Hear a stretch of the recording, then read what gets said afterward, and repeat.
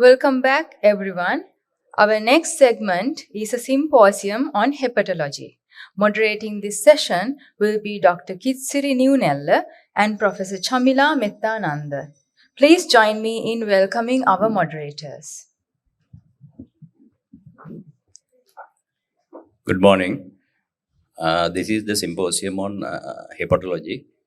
And to start the symposium, may I invite Professor Anuradha Dassanayake, Professor of Medicine and Specialist Physician with interest in liver disease. He's from University of Ragama, and he has done wide research, and he has presented more than 100 abstracts, and he's well-known authority in this field. Over to you, Anuradha. Good morning, ladies and gentlemen. Thank you, Chairperson, for that kind introduction. First, I would like to thank the organizers for inviting me to give this talk on drug-induced liver injury. This girl had a seizure and received sodium valproate, and within days, she was in hospital with acute liver failure. She was transplanted at the Colombo North Center for Liver Disease, and she became history because she was the first to receive a successful liver transplantation for acute liver failure in Sri Lanka. This is Sir William Osler, who was the founder of Johns Hopkins University and later became the professor of medicine at Oxford.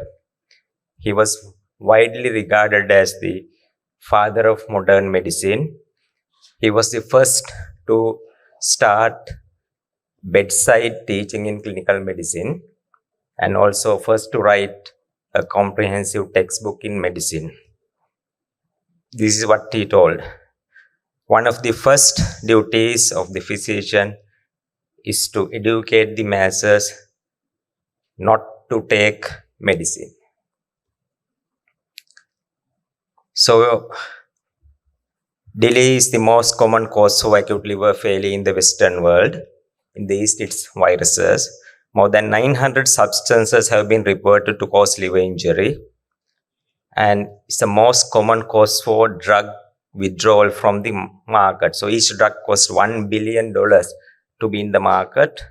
So, if you withdraw the drug, that's a loss for the company. Annual incidence is 14 to 19 per 100,000 in US and 60,000 patients with idiosyncratic delay in US. So, we can expect about 3,000 in Sri Lanka per year. Prescription medicines are responsible for the majority in the West. Herbs and dietary supplements are more common in the East. Paracetamol and coamoxiclav are more common in the West, and anti-TB drugs in developing countries. These are the common drugs: antimicrobials, including anti-TB drugs, NSAIDs, mainly diclofenac, anti-cancer drugs, and newer drugs like immune checkpoint inhibitors, herbs and dietary supplements, and recreational drugs like ecstasy. And at the same time, other common drugs like antihypertensives, not commonly implicated in DILI. So why DILI is more challenging to the physician and the liver specialist?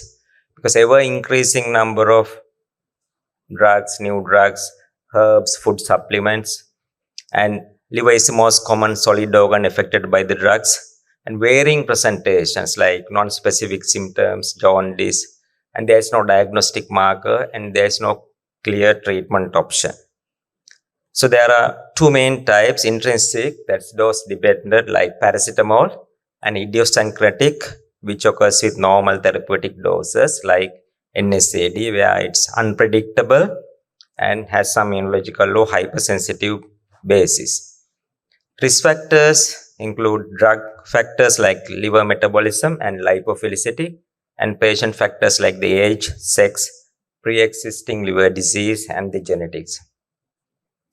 This is a proposed new classification, and we know about direct and idiosyncratic. indirect hepatotoxicity new term for all these newer drugs like immunocheckpoint inhibitors, protein kinase inhibitors, and so on. So types of liver injury: hepatocellular, cholestatic, and mixed type.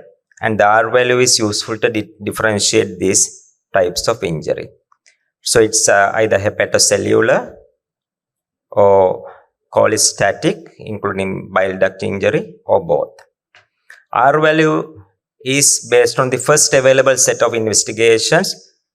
It's based on the ratio between ALT and ALP. If the R is more than 5, it's hepatocellular. And if it is less than 2, it's cholestatic. And in between 2 and 5, it's mixed. This is how you calculate the R value. Example, ALT 380, ALP 245. You take the ratios using the upper limits. And the R value here is 7. So it's a hepatocellular injury. Examples of drugs causing these types of injuries: hepatocellular, sodium valproate, diclofenac; cholestasis, chlorpromazine, coamoxiclav; and also mixed, coamoxiclav. So intrinsic, it's predictable, dose related, and short latency. Best example is paracetamol. Idiosyncratic, it's rare, unpredictable, results from normal therapeutic doses. Latency can be from days to months, even up to 1 year. And there are two main mechanisms, either immunological, hypersensitive, or metabolic. There are so many cholestatic syndromes, and these can also be severe. If you lose your bile ducts, like in vanishing bile duct syndrome, you will need the liver transplant. How to diagnose? You need high index of suspicion, exclude other liver diseases, and biopsy them if worsening or no improvement after stopping the drug. This is Simcon, widely regarded as the father of on this topic, Dilip, and his law is based on the transaminases and bilirubin. What he has said is that if the transaminases elevation is more than 3 times and bilirubin elevation is more than 2 times with normal alkaline phosphatase, that's in the absence of cholestasis, there is a chance of going into liver failure is more than 10%. So this is still valid. So hepatocellular jaundice is bad news. So example, AST 345, ALT 435, bilirubin 3.4, mainly direct, alkaline phosphatase normal. So this patient has higher chance of going into acute liver failure.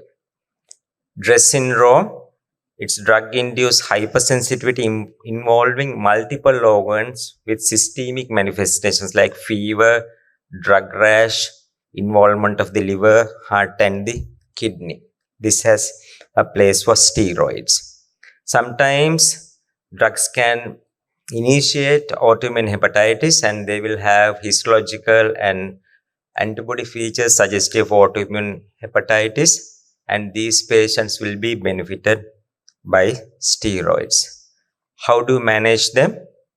You have to take a good drug history, including herbal medicines, exclude other possible causes like hepatitis due to viruses and alcohol. Then you stop the offending drug.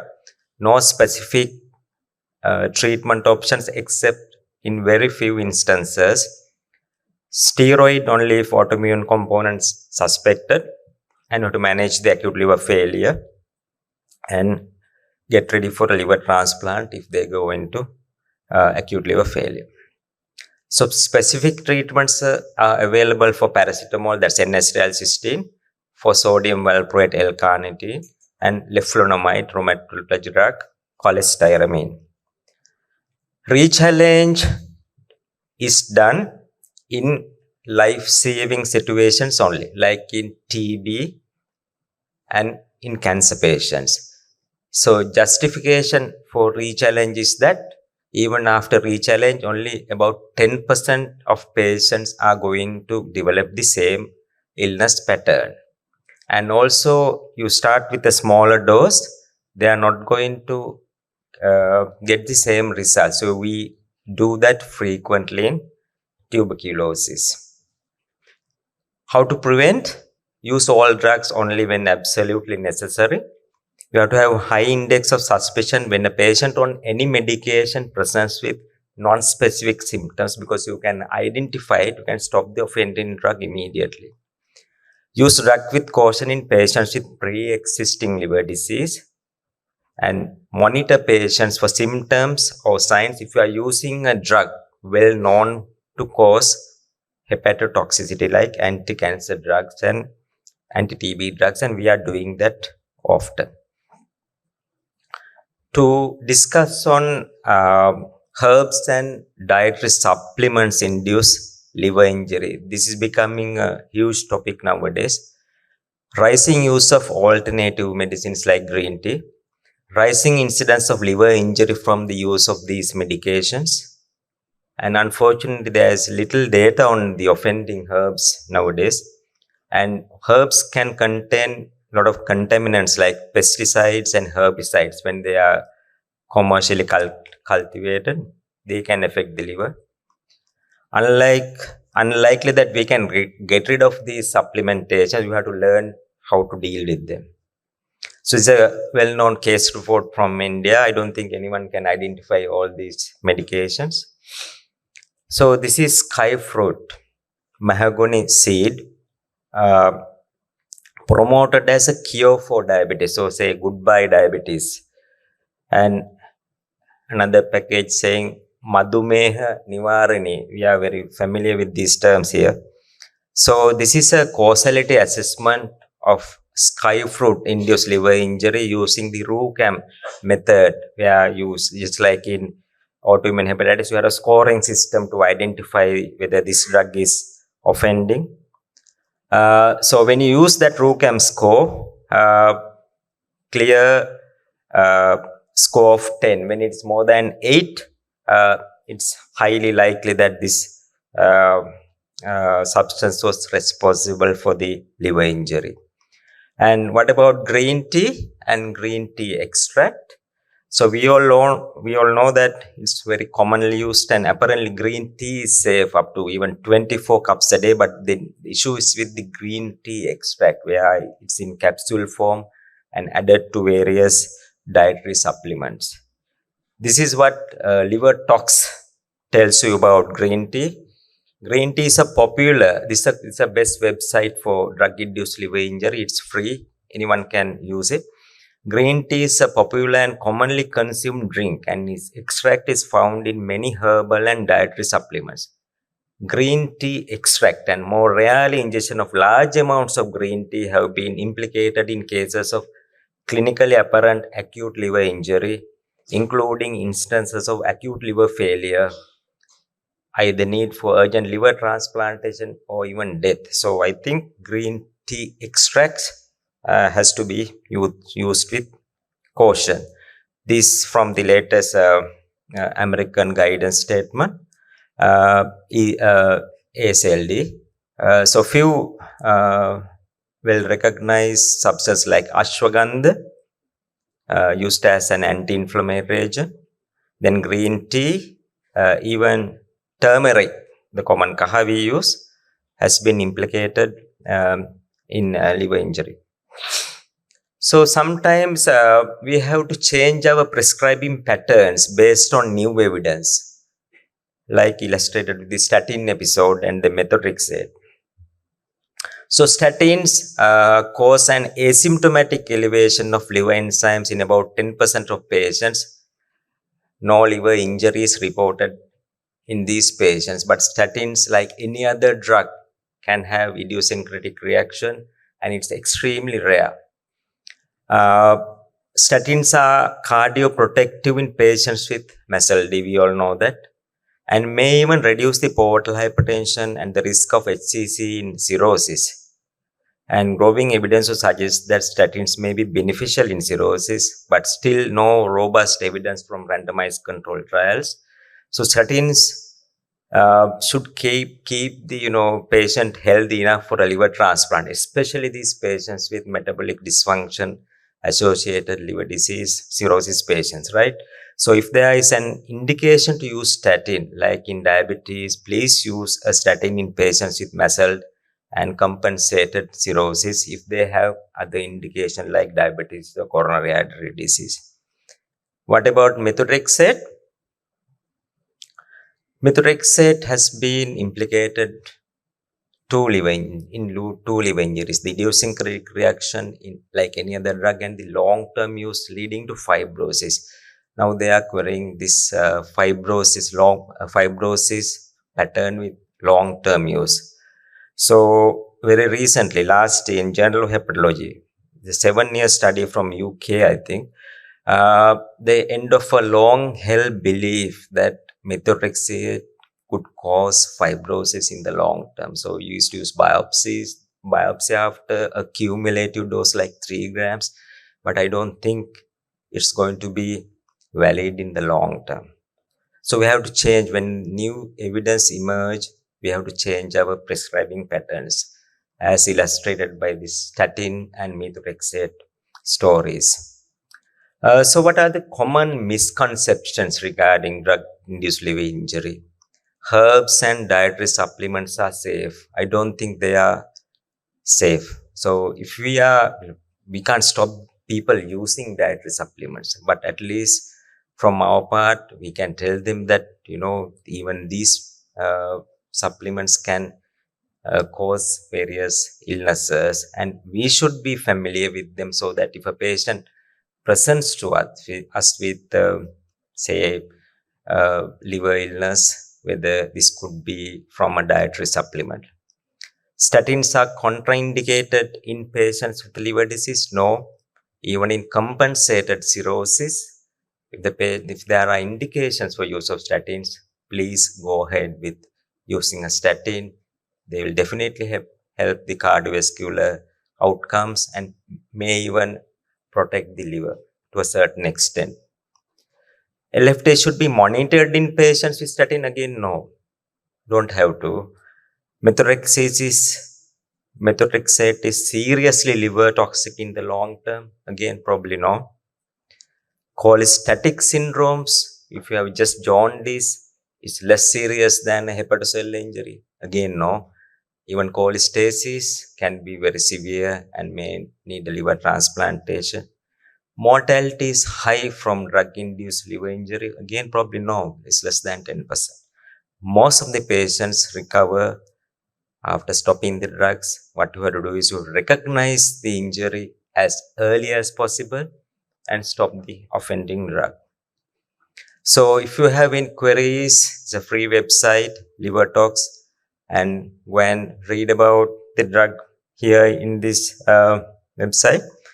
To summarize, ladies and gentlemen, DILI is one of the most challenging of liver diseases. It's a diagnosis of high suspicion and exclusion of other liver illnesses. Recovery is prompt on withdrawal of the offending drug, but can be delayed and could progress to acute liver failure in about 10% of the people. Patients with worsening liver function should be transferred to a specialized unit for the care of acute liver failure. There are a lot of advances in managing acute liver failure now, like plasma exchange, CRRT, and for transplant assessment. All drugs should be used with caution, especially in patients with chronic liver disease.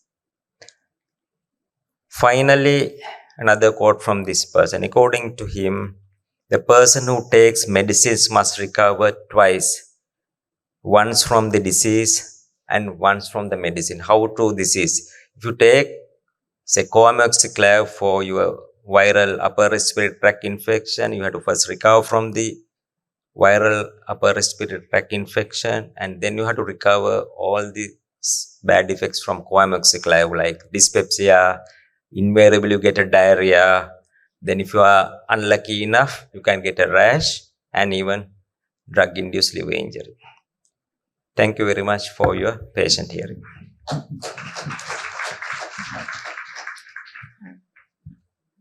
Thank you, Prasad. Dassanayake. That was a very informative lecture. We will take up questions at the end of the symposium. So the next talk is going to be on hepatocellular carcinoma, early diagnosis and management. I'd like to invite Professor Madunil Niriella to deliver the lecture. So he doesn't need any introduction. He's a professor in gastroenterology at the University of Kelaniya, Sri Lanka. Over to you, Madunil. Thank you, Chairperson Madam, for that kind introduction. I'd like to thank the Congress organizers for the kind invitation to deliver this lecture. So my topic is hepatocellular carcinoma, early diagnosis and management. I have no relevant conflicts of interest to declare. So in the next 20 minutes, I'd like to talk about three things: the scope of the problem, hepatocellular carcinoma, the epidemiology, early diagnosis, why and how, and the management guidelines, the most current guidance for 2024. So hepatocellular carcinoma is a leading cause of cancer-related deaths and cancer-related mortality. If we take all the cancers, it is the third leading cause of cancer deaths. And there was around more than 800,000 cancer deaths in 2020, according to the global survey.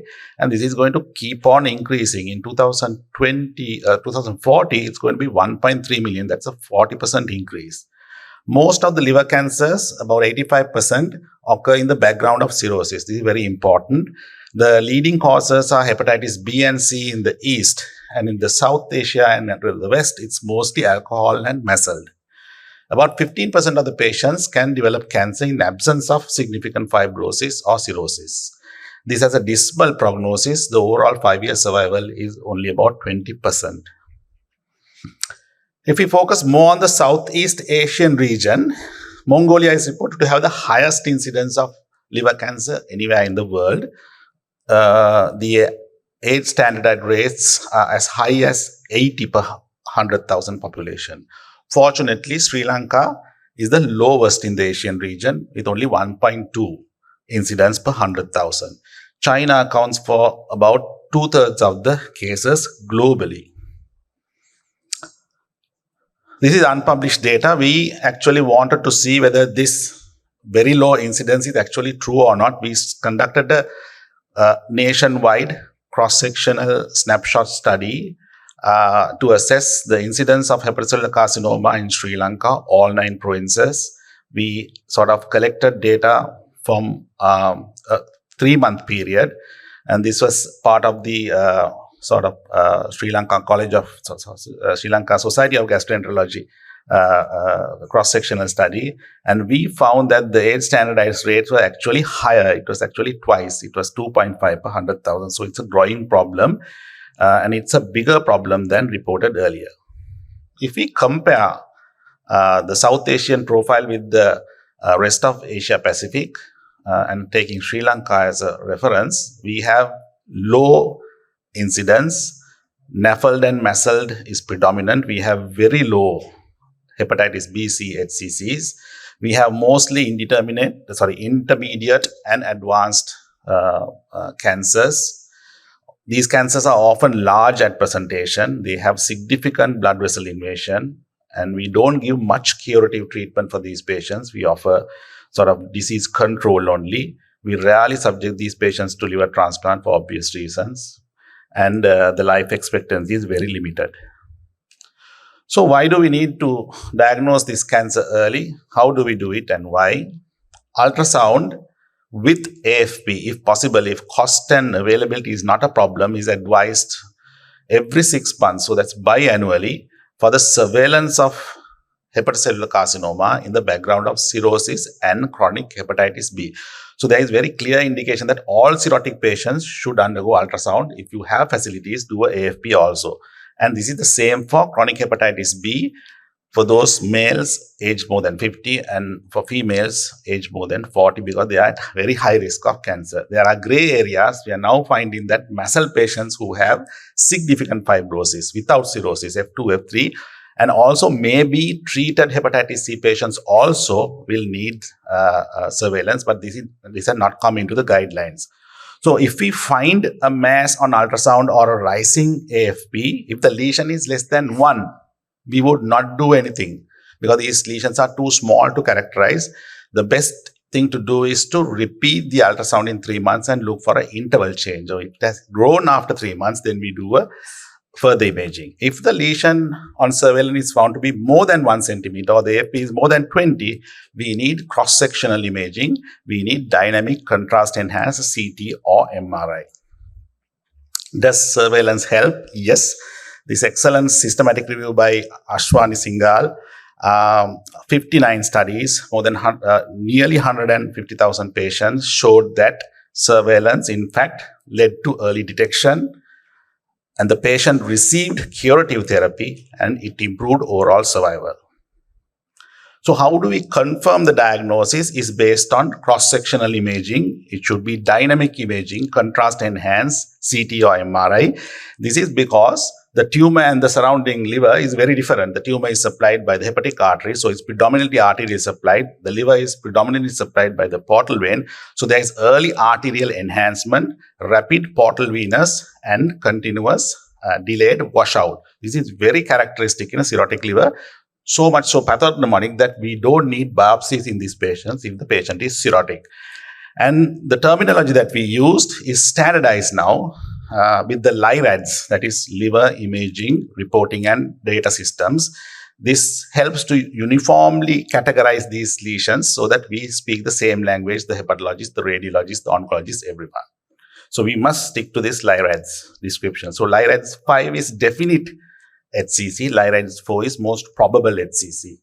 So 4 and 5 are significant. We don't do biopsies either percutaneous or ultrasound guided or liquid biopsies because the imaging is so characteristic. Whereas if the imaging, the cross-sectional imaging, both CT and MRI is inconclusive, only we will go for a biopsy in very limited number of patients. Coming to the management, what is the guidance in 2024? First of all, we have to stage these patients. Once the patient is diagnosed, we have to stage the patient. And the staging is based on 3 things. The patient characteristics, how well the patient is doing, and that is reflected by the performance status. That is, how ambulant the patient is during the awake hours. If they are very ambulant, performance status is good. If they are bedbound, performance status is poor.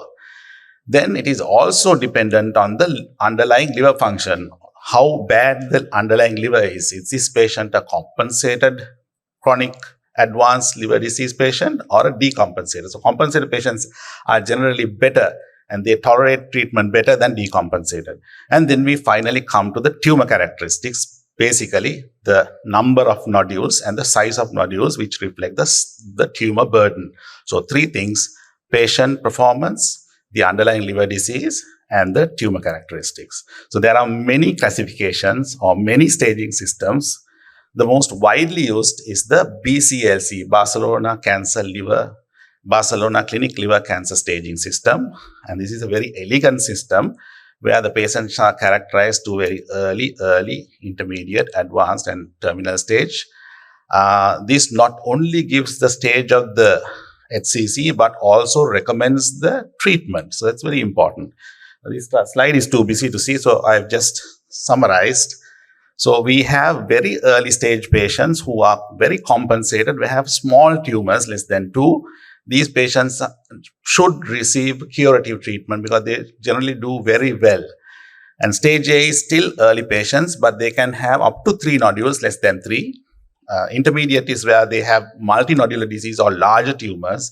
Stage C is where they have vascular invasion, portal vein invasion. Stage D is the terminal patients with very poor outcomes. So basically stage 0 and A, the early cancers, we can either ablate or resect. Resect if there is no portal hypertension, and most of these patients will ultimately actually go into ablation.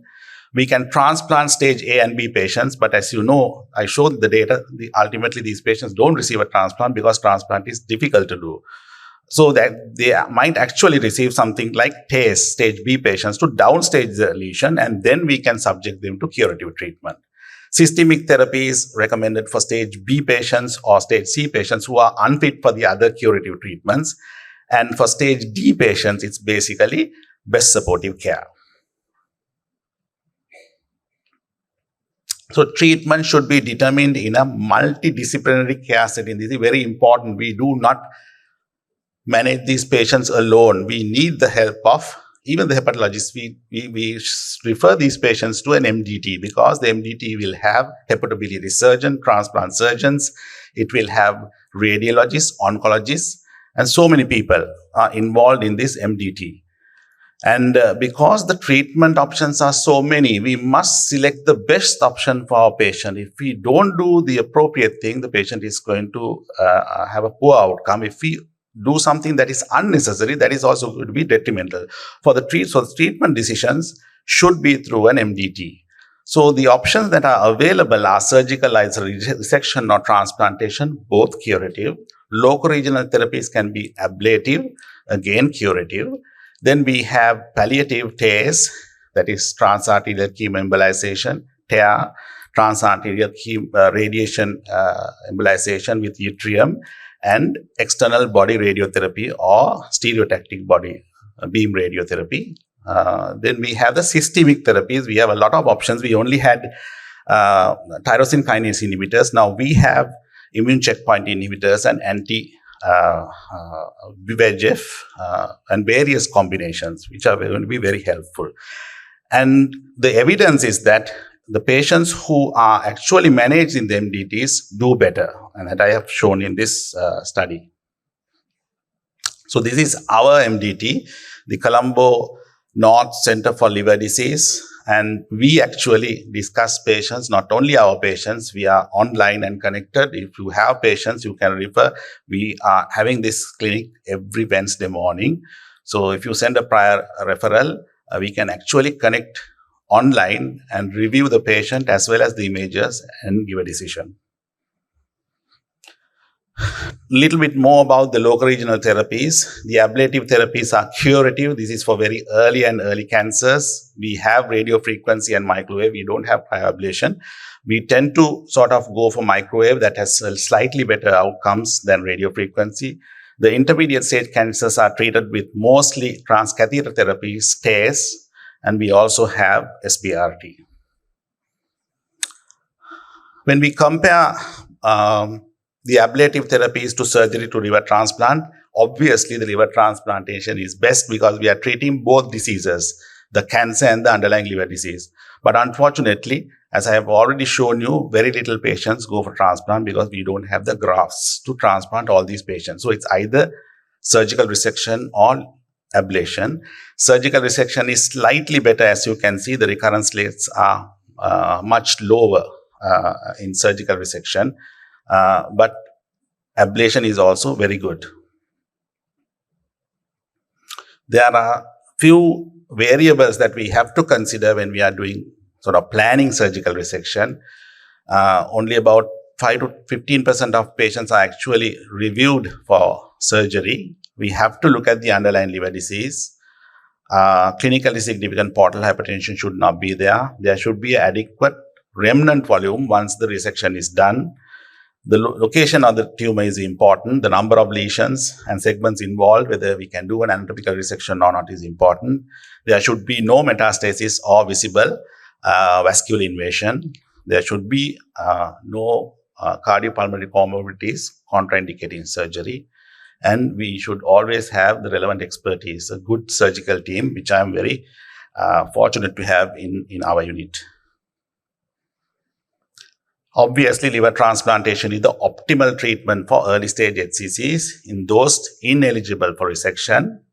So for early stage cancers, which I told, 1 tumor less than 5 or 3 or less tumors less than 3. If it is a single lesion, child's A, no portal hypertension, consider resection because that's best.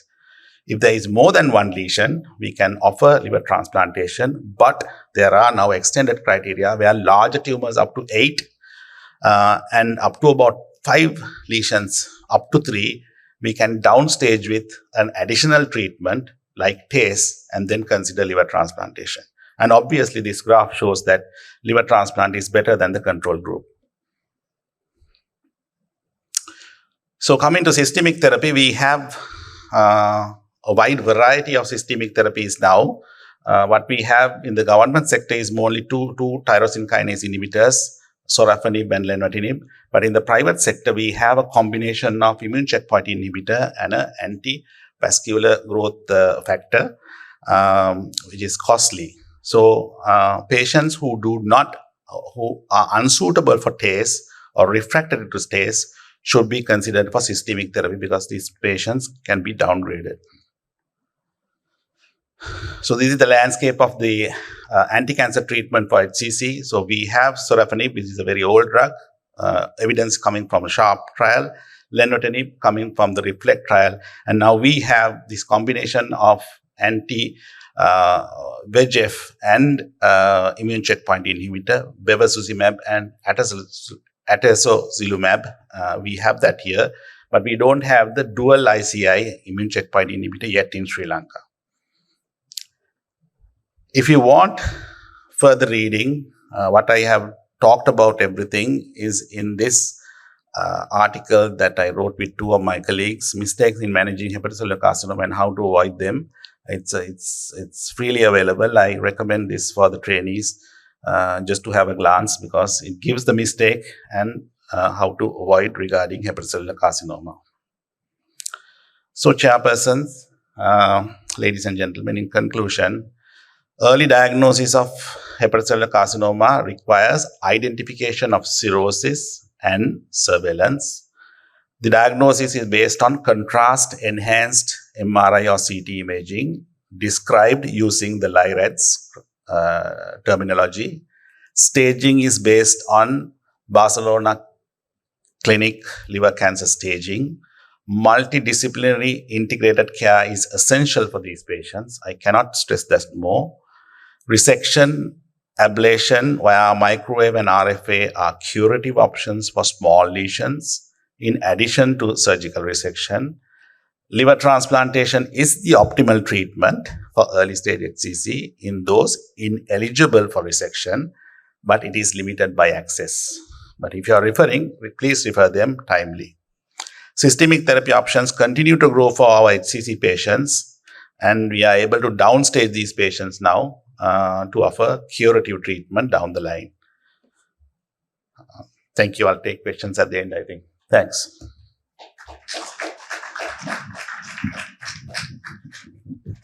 Thank you, Madunil, for your excellent presentation. May I invite Professor V.G. Mohan Prasad for the next lecture on portal hypertension. He needs no introduction. He was introduced before. He's the professor of current professor, Tamil Nadu, Dr. MGR Medical University. Over to you, sir. Once again, thank you so much for providing me the podium again. Very grateful to your president and the society. So I'm just going to talk to you about portal hypertension.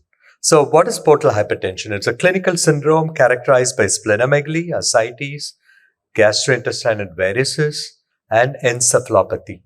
And it is defined by a hepatic venous pressure gradient exceeding 5 millimeters of mercury. How do you measure HVPG? Either we go through a transjugular route, enter into the hepatic vein, and then, take a free hepatic pressure, venous pressure, and then inflate the balloon and you do a wedging.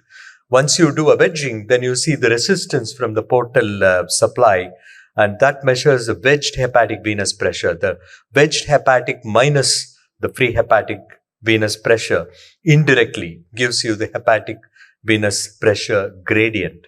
This is important to know how much of portal pressure exists in the system. There's another way of doing it directly. Now we do an endo-ultrasound guided, puncture of the hepatic vein. Take the measurement of the pressure and take the needle out and put it into the portal vein. Take a direct pressure measurement and get the difference. This is even more practical, but a little bit invasive, but still it's very safe. So this is coming up in a big way. It's available in Europe, the Cook Medical Echo Tip. So why do you need to know HVPG? Why do you need to know how much of portal hypertension exists in an individual? Because the moment, it crosses 10, varices form, clinical decompensation is possible. Even a risk of hepatocellular carcinoma goes up. And then once it crosses 12, variceal bleeding. Once it crosses 16, increased mortality. And if it is 20 and above, even with one episode of acute variceal bleeding, you can lose the patient. This is important. So the more the HVPG, the more the morbidity and mortality. So why does portal hypertension happen? One, there is increased hepatic resistance to the flow of the portal blood. The other thing is increased portal inflow. So this is a combination of both. So delta P is resistance into blood flow. So the cirrhosis is by far the commonest cause of portal hypertension in a clinical practice. It can happen because of structural disease distortion, because, like cirrhosis is a nodular disarray. There's so much of fibrotic nodules which retard the supply by the portal vein. The other thing is a dynamic obliteration. I'll show you. Both components exist. And here, there's a faulty perception of the body that the vascular space is low, and so the increased flow happens in, cirrhosis. So increasing the portal flow, causing portal hypertension. So this is what happens. So when we measure a liver stiffness using shear wave elastography or transient elastography, you're measuring not just the fibrosis, which is an architectural disturbance. 70% is contributed by this mechanical component. But remember, there's another modifiable component. 30% is a dynamic component, which is because of active contraction of hepatic stellate cells, vascular smooth cells, the portal venules, and the myofibroblasts. So this is modifiable by your pharmacotherapy, and this is also reversible if you detect this fibrosis early and not allow it to go to the burnt out stage. So the causes of portal hypertension, this is basic MBBS stuff that I'm showing you: intrahepatic, prehepatic, and posthepatic. Prehepatic is very easy: portal vein thrombosis, splenic vein thrombosis, and posthepatic is all but chiari, inferior vena cava obstruction, or constrictive pericarditis, right heart failure, all those. And of course, intrahepatic is pre-sinusoidal, sinusoidal, and post-sinusoidal. Of course, cirrhosis is the major cause. And apart from that, pre-sinusoidal and post-sinusoidal, like veno-occlusive disease, we had a beautiful lecture on herbs, how they can produce a VOD, DILI. So what about the newer terminologies in portal hypertension? Very important, Baveno 7, 2022, should all know. So there's a small c, ACLD, compensated advanced chronic liver disease. And the next one is D, small d, and ACLD is decompensated advanced chronic liver disease, and clinically significant portal hypertension, the CSPH. Very important terminologies for all my young friends. So what is the importance of identifying CSPH early in compensated advanced chronic liver disease? Because it is the portal hypertension which is the driving force to cause deterioration in liver function, development of complications, and adverse outcomes in an advanced chronic liver disease. So recognize CSPH early before it's clinically manifest. Then you can probably ward off all the complications. So what are the mechanisms of subclinical portal hypertension to clinically significant portal hypertension? What mechanisms cause this transition? Try to identify, correct, then you can prevent it. And then focus therapy on therapeutic intervention is possible once you recognize these causes. So why is this important? Because if you take a patient with no advanced chronic liver disease, survival is good. Then once CACLD comes in without CSPH, there is survival goes down. With CSPH, terribly goes down. And then once it goes to decompensation, terribly goes down over a 10-year period. It's a beautiful study which has published this. So recognize this early and correct the portal hypertension. You will prevent this progression from cirrhosis, compensated to decompensated to liver transplant and death. And so cirrhosis is an invasive diagnosis, histopathological diagnosis. You need a biopsy. So Baveno 6 and 7 have now proposed to use more of non-invasive tools to recognize this entity of clinically significant portal hypertension, and also whether it's a advanced chronic liver disease or not. So personalized care for portal hypertension is the goal of Baveno 7. You all have to read Baveno 7. Very important. So the relevance and indications for measuring HVPG as a gold standard is important. The use of non-invasive tools for diagnosing CACLD and also CSPH. Impact of etiologic, non-etiologic therapies, about which I'll speak. And then the importance of prevention of first episode of decompensation. In a compensated cirrhosis, should prevent him from developing a decompensation. Decompensation could be ascites, variceal bleed, or encephalopathy. You should prevent. This is called primary prevention. Very important. Then managing an acute episode of bleed, and then a secondary prevention comes in. And then in a patient with ascites, prevent further decompensation. Important. All these are important. So non-invasive tools. What are all the non-invasive tools? How many of you use SLCIM here? Transient elastography. Please put up your hand. How many units? So this is very, very easy. You just, it's a point of care test. Very quickly, you can find out how much of fat, how much of fibrosis. So we need to annually check these guys of compensated advanced chronic liver disease. Guys, follow up on an annual basis with LSM. The increasing fibrosis, the liver stiffness indicates the further increase in portal hypertension pressures. So you can try to give therapy to reverse it. If it goes below 10 kilopascals of this transient elastography, that means the fibrosis, the variable component, all have reversed. So, and then if it is below 20 kilopascals, any 20% reduction will be of help. So this is called the rule of 5 given by Baveno 7. Very important for postgraduate portal hypertension. Anything below 5 is normal. 5 to 10, you have to exclude a CACLD. Above 25, very clear. This fully blown out case of clinically significant portal hypertension because of high fibrosis. And this above 15 to 20, you should do endoscopy in all these patients because there will be varices, and tackle them, give a primary prophylaxis. And it is a gray zone between 10 and 15. You couple it with platelet count. If somebody has a fibrosis of the LSM measurement, 10 kilopascals to 15 kilopascals, has got a platelet count of below 150,000. This patient requires endoscopy. The above 150,000 does not require an endoscopy. Spleen stiffness can be measured, and this rules out less than 21, less than 50 rules in clinically significant portal hypertension. There are serological tests. If you don't have transient elastography, then you can use FIB4, very, very easy. The 4 parameters of age, AST, ALT, and platelet count. Very simple. Clinically, you can work out this. FIB4, you can go to Google. You can just easily do it. Very easy to find out if there is significant fibrosis or not. So then you have ELF, and fibro tests are expensive, of course.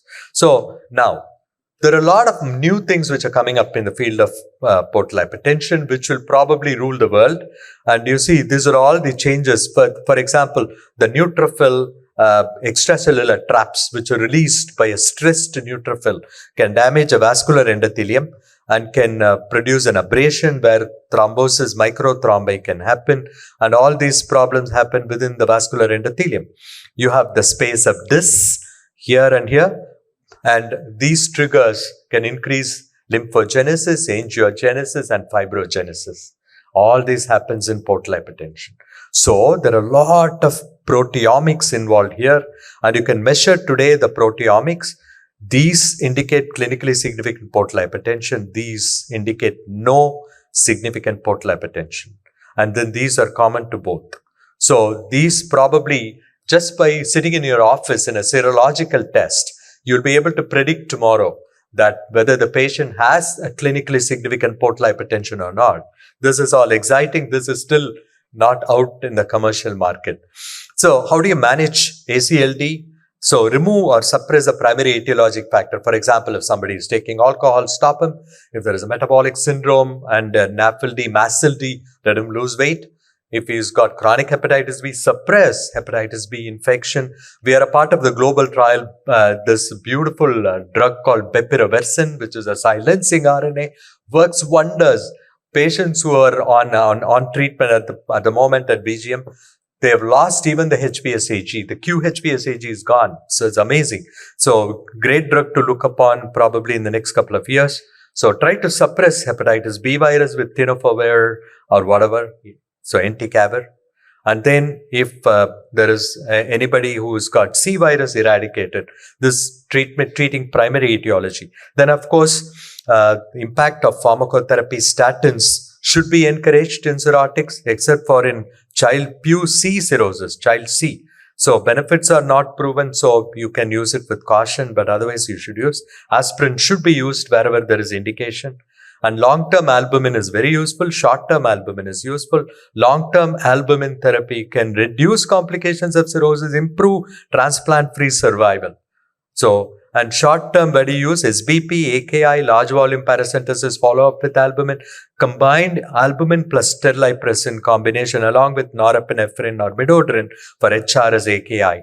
Primary prophylaxis in SBP, especially for SBP in GI bleed, you have to give antibiotics. And in child C cirrhosis, high-sag ascites, you should give antibiotics. Secondary antibiotics, previous history of SBP. Rifaximin is for secondary prophylaxis of hepatic encephalopathy.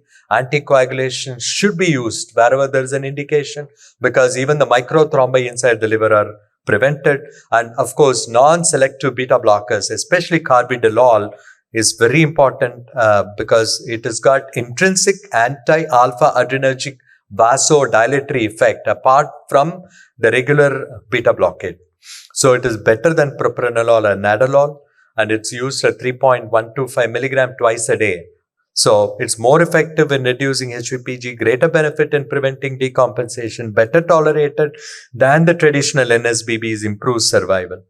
There's no indication if there is no portal hypertension. So, and again, if there is ascites, you have to prevent another, re-decompensation. So, planetary liver transplantation, listum if it is refractory ascites, screening endoscopy for viruses, high-risk viruses, treat with even endoscopy tips may be considered. So, this is the Dark Lord, the Voldemort, and the fight that young Harry Potter gave. Very important. This is what happens. So in portal hypertension endoscopy, the next few minutes I'll show you esophageal varices, gastric varices, portal hypertensive gastropathy, enteropathy, colopathy, biliopathy. All are there. I'll just show you some cases. So these are the algorithms of how to manage a variceal bleed, the gastroesophageal varices. High-risk varices require endoscopic variceal band ligation, and then the large gastric varices we treat with cyanoacrylate for the past 30 odd years. No more than that. This is a significant bleed from esophageal varix. It torrentially pours. We need, in the endoscopy department, we have all the gadgets. We have all the emergency systems ready. So just all you have to do is this is a bleeder. I just pulled out the scope and just band loaded with the variceal bands and went ahead and, banded it, and instantaneously the bleeding stopped. If in case you cannot control the bleeds, we have the Ella-Danish stent, which you can deploy, and it just can compress the esophageal varices. So we can, after a month or so also, you can pull it out and do your primary therapy. This is a spurt from a fundal varix, gastric varix. So all you have to do is just go in and inject cyanoacrylate. Under vision, immediately it stops. So it's very gratifying to see that. You can endoscopically guide, the therapy through EUS, endo-ultrasound guided coiling and glue we do in our unit also. If there are large varices, and feeding veins can also be blocked, and there are beautiful studies showing that. What about gastropathy? This is one patient I wanted to show you an example of who had a combination of, gastric varices and multiple angiectasias. This is a portal hypertensive gastropathy. So we injected cyanoacrylate here, and we started doing argon plasma coagulation for these lesions. We did a biopsy, and these were the ectatic capillaries. So, and then inflammatory cells, very typical of portal hypertensive gastropathy. The same patient, multiple sessions, you see how beautifully it is improved. Now the gastric varices have disappeared, and there is no more bleeding in this patient, no anemia. So these are all the And what about enteropathy? You can, capsule endoscopy was launched by me in India first time 2002, 22 years ago. And you can diagnose portal hypertensive enteropathy, and colopathy can be easily diagnosed even on colonoscopy. And biliopathy is where, like, there is a tree and you see the creepers going around. Same way, the common bile duct gets completely strangulated by these veins. And so patients can have bleeding, can have strictures, can have stones, and all complications. So this is the management of portal biliopathy. I'm just show you an example of a patient who's still under my follow-up for the past 30 years, almost 27 years. So she presented to us with a stricture and a bleed. You see here the common bile duct is indented. So here and here, indicating, see, multiple indentations. This is how the portal biliopathy looks. Imagine a creeper going around a tree. So this is the video. I hope it plays. So, it's not playing, but this is a torrential bleed from, yeah, okay. So you see that this is hemobilia from the intracholedochal varices bleeding. So patients can quickly die, they die to death. So just all you have to do is just deploy a fully covered metallic stent. So which is routinely being done for 2 decades in my unit. So immediately the bleeding stops instantaneously. So that is very gratifying. This patient we treated few times with removing the stones, dilating the stricture, and even the stent dilates the stricture. And now absolutely the patient has become well. And no treatments in the past few years now, 10 years, no treatment. So this one, let me see if I can play it. Does it play? Yes, it does play. See, this is called a bent knee appearance of the bile duct. So, yeah. So this is a cholangioscope, spike cholangioscope, which we routinely use on a unit. So I just wanted to show you how a choledochal varix looks. So, sorry. Oh, it's going slow. Sorry. I think I have only 1 minute. I'll just skip this slide and go. So you can do a BRTO. You can do a balloon occluded retrograde transvenous obliteration in case of torrential bleeds, which you are unable to manage through endoscopy. Or you can do a BATO. BRTO or BATO, it's antegrade transvenous obliteration. Non-variceal bleeds, you can use clips. You can use hemostatic powders. The Cook hemospray was not available. So this is my invention in 2013-11. Then so hemostatic collagen spray, for which I received my FRCP from Edinburgh. And now I have the patent after 7 years after application for endoscopic spraying of collagen. First time in the world I demonstrated post-glucoside extrusion after the fundic varices, for fundic varices. In post-EVBL bleeds, after variceal bleeds, you can just spray collagen instantaneously, the bleeding stops and the ulcers heal. And there's a portal hypertensive gastropathy you can use, sphincterotomy bleed you can use. So my friends, to summarize, portal hypertension, this is on endotherapy. Portal hypertension can result in the formation of varices at various sites with mucosal changes anywhere in the gastrointestinal tract. These can lead to acute GI bleeds or anemia. Endoscopy plays an important role in diagnosis and treatment, and EVL and glue are the first line treatment for esophageal and gastric varices. Other therapies are sclerosant injection, stent placement, APCs, and the powder, hemostatic powders. My friends, my final take-home message is portal hypertension is a commonplace problem in CLD. Recognizing and managing portal hypertension early, even in the subclinical stage, in compensated advanced chronic liver disease can prevent further deterioration, improve survival rates. Non-invasive tools can rule in or rule out CSPH in the vast majority. Wherever there is a gray zone, guys, you can do a transjugular or EUS guided HVPG measurement, and then you can plan your treatment. Pharmacotherapy with carvedilol can be of great benefit in portal hypertension compared to others NSBBs, and endoscopic interventions can effectively tackle bleeds in portal hypertension.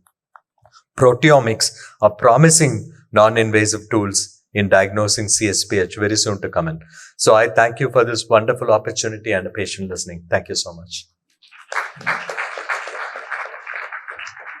Thank you, Prasad, for that very informative lecture. Yeah. May I ask you to see? So I'm sure you have a lot of questions. We can 9 minutes to, like, if you have any questions, you can ask questions. Until we get questions from the audience, can I ask one question? So, like you said, in clinically significant portal hypertension, long-term albumin is used as a treatment.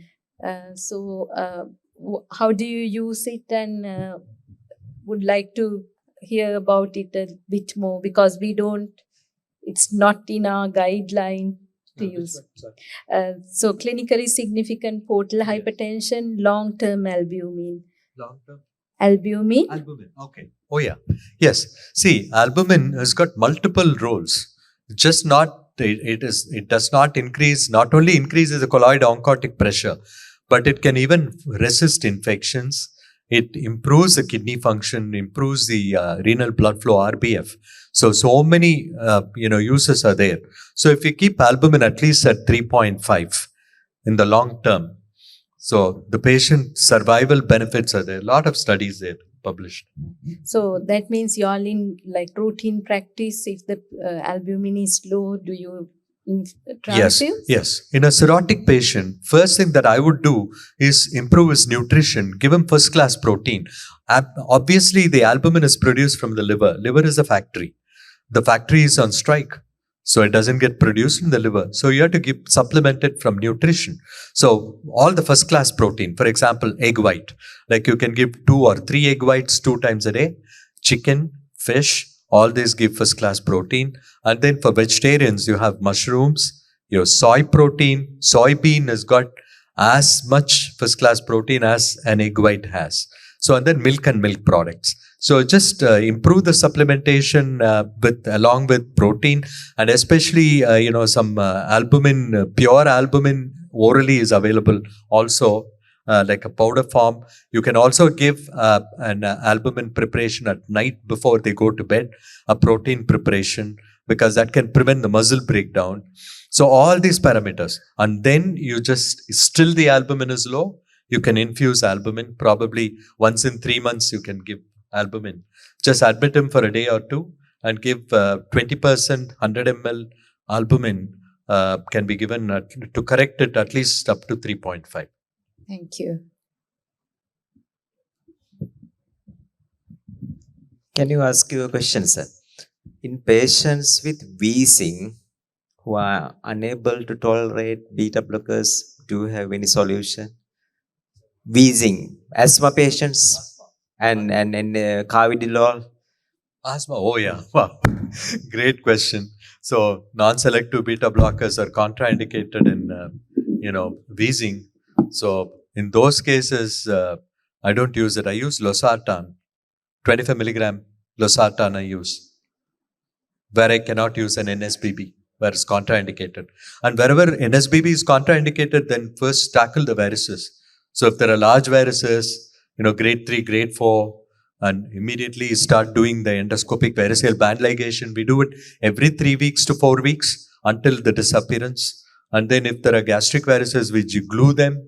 Or if there are multiple gastric varices, you can even do a splenic artery embolization. It just disappears. You don't need tips. You can do a BATO, BRTO. Radiologist can come and help you. So you can do all that. So, but losartan is a good drug. Losartan, 25 milligram.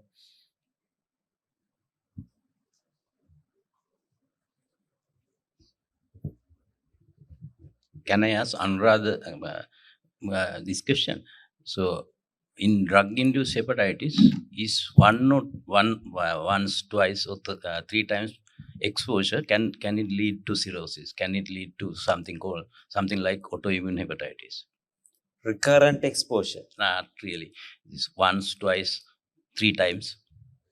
I have no idea, Madunil. Do you have any idea whether recurrent exposure can lead to? Probably not. It is ongoing exposure, is it? Yeah, probably one exposure you can get. I told you in the talk that even with re-exposure, chance of getting another reaction is very much less. That's why you do the re-challenge, especially in tuberculosis. Generally, you don't do it if you have an alternative. But say in a life-saving situation, you do the re-challenge, and even if you do the re-challenge with a smaller dose, chance of getting the same reaction is much less. But I really don't know whether you get a cirrhosis type of situation with recurrent exposure. I really do not know. Just extension of that question, if we are to ask whether Ayurvedic treatment can cause cirrhosis. Most of the time, it's actually these alternative treatments induce a drug-induced liver injury on top of pre-existing advanced fibrosis. That is what happens. So unless the patient has taken for like 20 years or 15 years, very high dose of alternative medicine, it is not the cause for the cirrhosis. Patient would have had something like NASH and then would have taken a drug, and sort of that would have precipitated a DILI on top of the pre-existing undiagnosed advanced fibrosis. Sir, can I ask a question? Yeah. Sir, to you. Like you were talking about green tea. So, green tea, does it per se cause liver toxicity, or is it because of the ingredients? Like it's a Chinese study that green tea came from some other plant, not the regular tea plant that is grown in Sri Lanka and India. And the other thing that can happen probably in that situation could be the use of pesticides and herbicides, insecticides mixed with green tea. It is organic green tea. I think Sri Lanka boasts organic green tea all over the world. So probably I don't think drinking organic green tea of Sri Lanka, I don't think we'll develop any liver toxicity. So I think green tea per se, I think what it says is that even you take up to 24 cups a day, it's going to be safe. But the green tea extract, when it is in capsulated form, which can cause, it's in the liver tox website. But again, the Chinese article, that was from some other plant, not our tea plants. Maybe, yeah. Are there any more questions from the audience? Thank you for wonderful symposium. This question for Professor Niriella. So, regarding the screening for hepatocellular carcinoma, can you tell us when and how to screen for, when to suspect and how to screen for the message for physicians? So all patients with cirrhosis, regardless of the etiology, we recommend biannual ultrasound scan. So there is no question if the patient is diagnosed to have cirrhosis on imaging, or as the previous talk, we know the liver stiffness. If it is more than 15, that is advanced fibrosis, that is compensated advanced chronic liver disease, all those patients should have surveillance biannual ultrasound. If you have facilities, if there is availability, do a AFP as well. So the ideally guidelines, both ultrasound and AFP in all cirrhotic patients. And if you find a lesion, if it's a small lesion, less than 1, there is no point in doing advanced imaging cross-sectional, because less than 1 centimeter, you can't characterize the vascular sort of typical, the arterial enhancement or washout. We can't see it. So we wait for 3 months. If it's less than 1 centimeter, look for an interval change. And once it goes beyond 1 centimeter, we will do the advanced imaging. If it is already at detection more than 1 centimeter, we can go for MRI or CT. As Sir rightly pointed out, it is doubling time is 3 months, and generally for hepatocellular carcinoma. The 1 centimeter, call him back at 3 months later, find out if it is doubling. If it is doubling, then you have to view with suspicion. You have to do your, triphasic CT or an MR. One question on the same line. So how common do you see patients with hepatocellular carcinoma, you fail to detect in imaging, but alpha fetoprotein is positive? Is it very common, or? Only about 2/3 of HCCs are actually AFP secretory. So about 30 to 40% will not have an AFP rise. And in our population, there are 2 studies which have been done in our center in 2013 and 18, where we looked at a very large cohort of HCCs, about 600 patients, and we find that about 20% of the tumors are diffuse in type. Now, HCC is a hepatocellular adenocarcinoma, so most of the tumors are nodular. Those can be easily picked up by a good radiologist on ultrasound. It's more than 1 centimeter, the sensitivity of over 80, 90. But the diffuse type can be missed because there is no border. So it's a diffusely infiltrating tumor. That kind of tumor can be missed. So that's why the guideline says ultrasound plus AFP to catch that diffuse type. So it's not uncommon. So your question was actually so for... it's 20% then. Yeah. Okay. Thank you. What is the cause of HCC in Sri Lanka? Because you said B and C are very low. Yeah, we have very low community levels of hepatitis B and C. So our main cause is MASLD. Main is MASLD, and then it's almost same alcohol. Alcoholic. Yeah. One last question, if there's time, from Anuradha. Common situation we encounter on wards is a patient who's on statins, who probably has something like congestive cardiac failure due to ischemia. Is there any guidance on when not to give the statin because the patient has continuing ischemic risk? Is there any clear guidance on when to stop the statin if the liver transaminases are high? Is there a clear guidance on when to stop the statin? Because the patient may benefit from the statin from a cardiovascular point of view, but the patient may be having an ischemic hepatopathy with a rise in the transaminase level.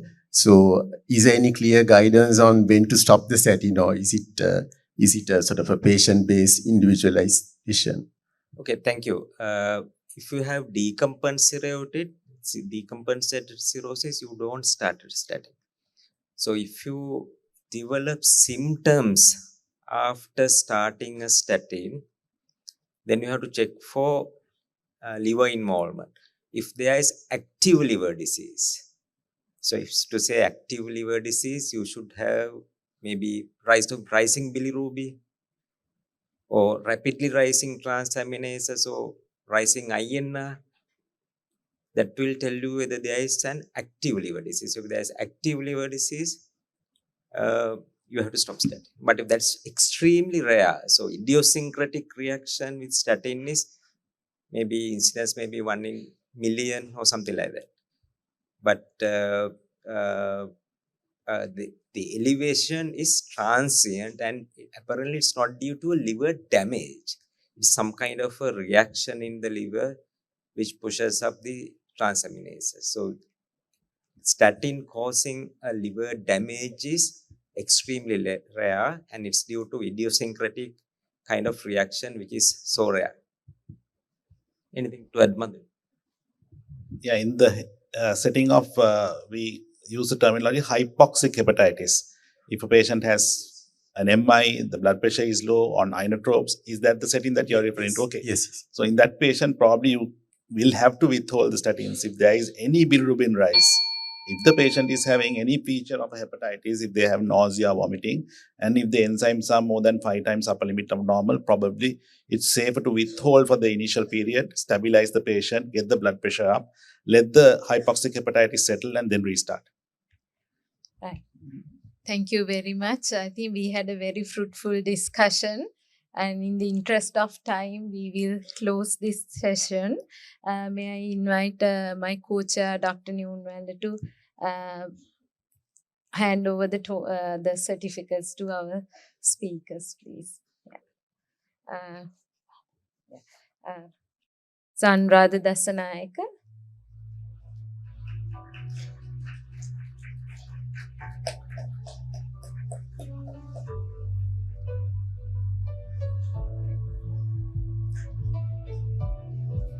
Prasad Madunil Niriella.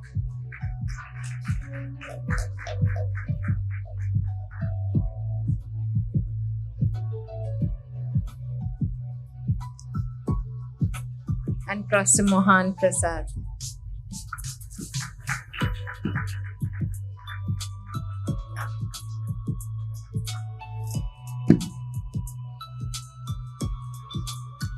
Thank you very much.